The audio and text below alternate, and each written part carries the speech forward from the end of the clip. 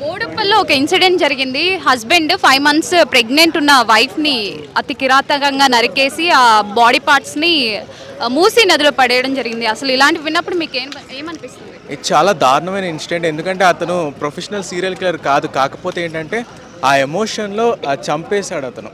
అంటే అది మెల్లిగా తిట్టుకోవడం నుంచి కొట్టుకోవడంకి వెళ్ళింది. కొట్టుకోవడం నుంచి అక్కడి వరకు వెళ్ళిందంటే అతని మెంటల్ కండిషన్ అనేది ఎప్పటి నుంచో చాలా క్రిటికల్గా ఉంది. సో ఇప్పుడు ఏంటంటే ఒకేసారి బర్స్ట్ అయిపోయింది అది. అంటే అది కూడా వాళ్ళు లవ్ మ్యారేజ్ చేసుకున్నారంట.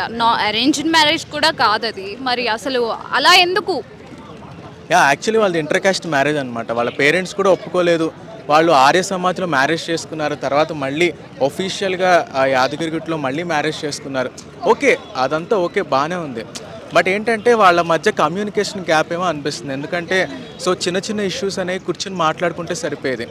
సో అది ఇలా పెరిగి ఇలా పెద్దదయ్యి ఒకేసారి ఇలా చంపుకోవడం వరకు వెళ్ళిందంటే వాళ్ళు, నాకు తెలిసి వాళ్ళ మధ్య చాలా కమ్యూనికేషన్ గ్యాప్ ఉంది అనుకుంటున్నాను నేను. అంటే సొసైటీలో ఇలాంటి ఇన్సిడెంట్స్ ఒక్కటొక్కటి పెరుగుతూనే ఉన్నాయి కానీ తగ్గట్లేదు. అమ్మాయిలు మొన్నటి వరకు అమ్మాయిలు క్రూరంగా బిహేవ్ చేస్తున్నారు అంటున్నారు. ఇప్పుడేమో అబ్బాయిలు కూడా అలానే ఉన్నారు. మరి ఇలాంటివి కంట్రోల్ అవ్వాలంటే ప్రభుత్వం ఎలాంటి యాక్షన్ తీసుకోవాలంటారు? ప్రభుత్వమా? యాక్చువల్లీ మనలో నుంచే రావాలి మార్పు.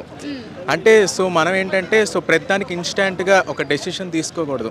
ఎస్పెషల్లీ ఇలాంటి రిలేషన్స్లో ఏంటంటే మ్యారేజ్ అనే రిలేషన్స్లో, మ్యారేజ్ అనే కాదు ఏదైనా లివ్ ఇన్ అయినా ఏదైనా సరే ఒక డెసిషన్ తీసుకునే ముందు ఆలోచించాలి. దీని తర్వాత ఏమైంది అనేది ఆలోచించాలి.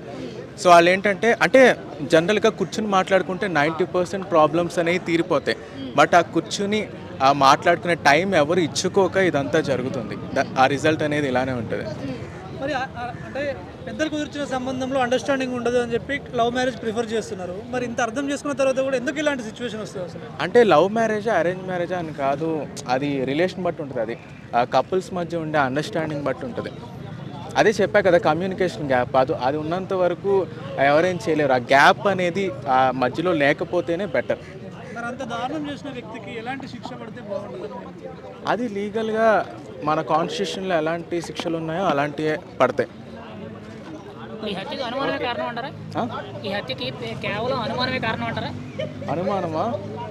అనుమానించారు అని చెప్పేసి అంటే భార్య మీద అనుమానంతో ఇదంతా జరిగిందని చెప్తున్నారు. లేదు, అనుమానం ఒక్కటే కారణం అవ్వకపోయి ఉండొచ్చు. ఎందుకంటే అది ఎప్పటి నుంచో వాళ్ళకి సరిగా పడట్లేదు. అంటే యాక్చువల్లీ నేను విన్నదాని ప్రకారం ఏంటంటే ఆవిడ పెళ్ళైన 2 months తర్వాత ప్రెగ్నెంట్ అయిందన్నారు. అంటే అంత తొందరగా ప్రెగ్నెంట్ అంటే అంతకుముందే ప్రెగ్నెంట్ అయితే తప్పక పెళ్లి చేసుకున్నారా ఏంటి అనేది ఇప్పటికీ అర్థం కావట్లేదు. ఇలాంటి విషయాల గురించి ఏం చెప్తాం? సమాజంలో జరుగుతున్న సంఘటనల గురించి ఏంటంటే ఇవన్నీ తొందరపాటు నిర్ణయాలని చెప్తా. ఎందుకంటే అతను చంపడం వరకు వెళ్ళాడంటే అతను నార్మల్లీ సీరియల్ కిల్లర్ కాదు. చంపడం వరకు వెళ్ళాడంటే అతని మెంటల్ కండిషన్ సరిగా లేదు. అంటే భార్యది కూడా ఏమన్నా మిస్టేక్ ఉందనుకోవచ్చు? భార్యది అది పెద్దగా తెలియదు. ఎందుకంటే ఆ భర్త గురించే పోలీస్ డిపార్ట్మెంట్ వాళ్ళు చెప్పడం జరిగింది. భార్య గురించి పెద్దగా డీటెయిల్స్ తెలియదు. ఆవిడ 21 years అనే